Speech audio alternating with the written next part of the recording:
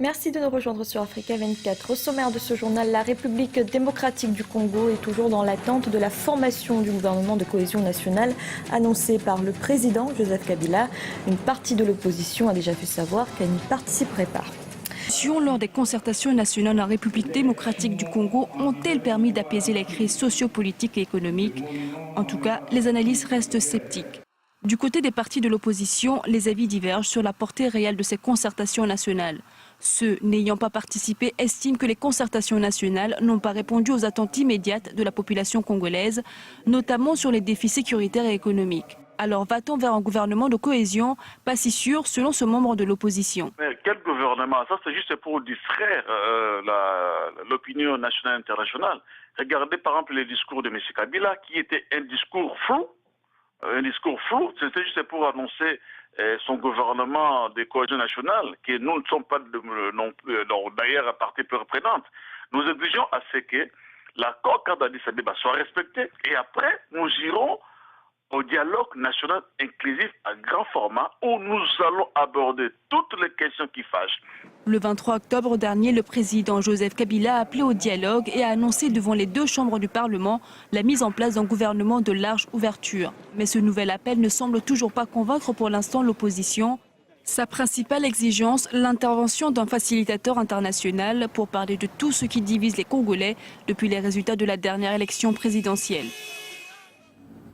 Monsieur Vital Kamerhe, bienvenue. Merci d'avoir accepté notre invitation. Vous êtes le président du parti L'Union pour la Nation congolaise, l'UNC, un parti d'opposition.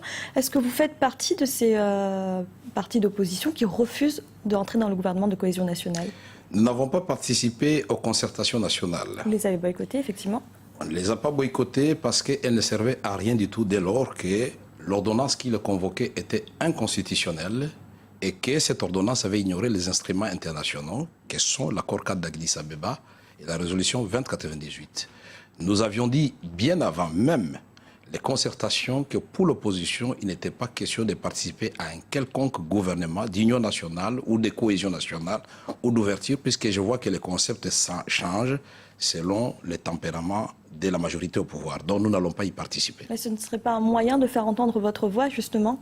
Nous voulons faire entendre notre voix au sein de l'opposition et nous demandons donc à la majorité au pouvoir de laisser les députés et sénateurs qui sont encore dans l'opposition de s'organiser à travers la plénière qui doit être convoquée par le président de deux chambres pour désigner leur porte-parole et que nous puissions mettre les structures de l'opposition en place. C'est pour que le contre-pouvoir au pouvoir puisse contrôler le pouvoir et arrêter les dérives que nous sommes en train de vivre actuellement dans notre pays. C'est ça la démocratie. Donc pour vous, il n'y a rien de positif à retirer de ces concertations nationales? Il y a conclusion la reconfiguration de l'environnement politique dans notre pays, puisque désormais nous savons qu'il y a la majorité au pouvoir avec Joseph Kabila, et puis il y a l'opposition qui n'a pas participé aux concertations, et maintenant nous pouvons aller vers le vrai dialogue, à travers ce que nous avons appelé la coalition pour le vrai dialogue, c'est-à-dire débattre des questions pour le seul intérêt du peuple congolais, convenir d'un calendrier électoral pour que, par des subterfuges,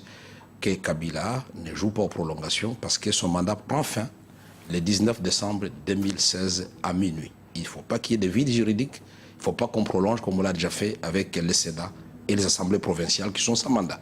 Monsieur Kamerhe, vous parlez de cadre de dialogue, on le voit bien, de la classe politique, du dialogue avec le président Joseph Kabila.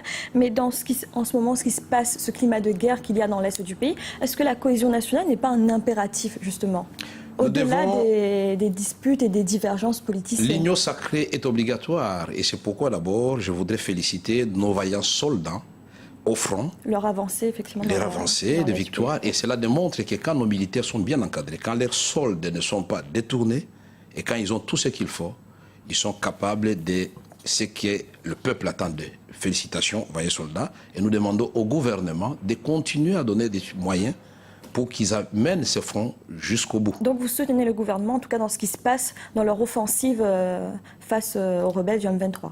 Le 11 septembre, quand il y a eu le désastre aux États-Unis d'Amérique, le premier appelé, le président George Bush, c'était Bill Clinton. Et quand la nation est en péril, il n'y a point d'opposition, il n'y a point de majorité. Donc pour le moment, nous formons un derrière les forces armées de la République démocratique du Congo, mais ne versons pas dans le triomphalisme, parce que ce que nous voulons, c'est la paix durable au Congo, c'est la paix dans l'ensemble de la région des Grands Lacs. Et n'oublions pas qu'il y a encore des FDLR et d'autres groupes armés nationaux qui continuent à sévir dans cette partie de la République démocratique du Congo et que nous devons explorer d'autres voies politiques, diplomatiques, économiques pour désenclaver le Kivu et ramener la paix chez nous. Monsieur Kamel, merci d'avoir répondu à nos questions. C'est moi qui vous remercie. Je rappelle que vous êtes donc le président du parti L'Union pour la Nation congolaise, l'UNNC. Merci beaucoup.